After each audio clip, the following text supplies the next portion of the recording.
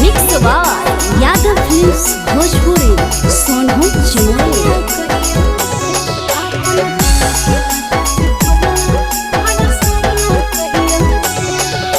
घर भर के सामने काहे भैया कही, घर भर के सामने काहे भैया कही, तरतिया कोने नता से फोनवा पर सैया कही, तरतिया कोने नता से फोनवा पर सैया कही।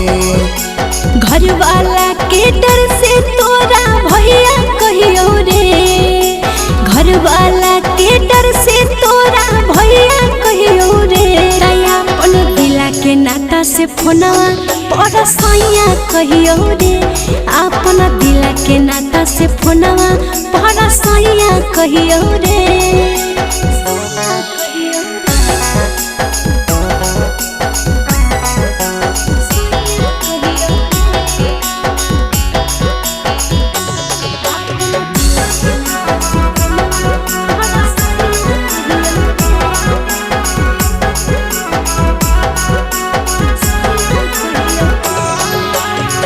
भैया ने बोले हमरा लागो हो लाज गे, की कहते जानते जब गौवा समाज गे।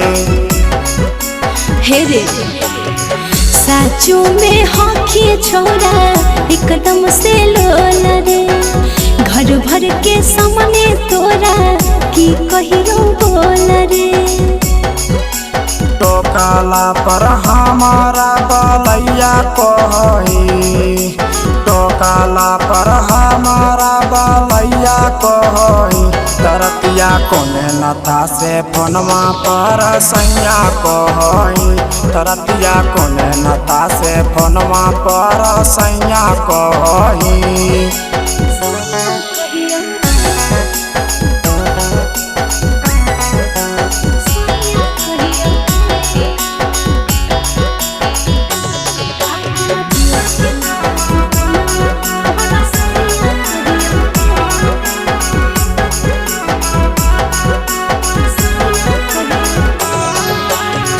चल जैतौ पाता तभी गड़ जैतौ खेल गे, बोलो ही जैसन करा वायदे भी जेल गे। हे रे चिंता नहीं करे छोड़ा कर लेबै मेला रे, होबे नहीं देबो छोड़ा तोरा हम जेल रे, राजा पोटन के छौरी तो कसैया कही, राजा पोटन के छौरी तो कसैया कही, तरतिया कोने नता से फोनवा पर सैया कही, तरतिया कोने नता से फोनवा पर सैया कही।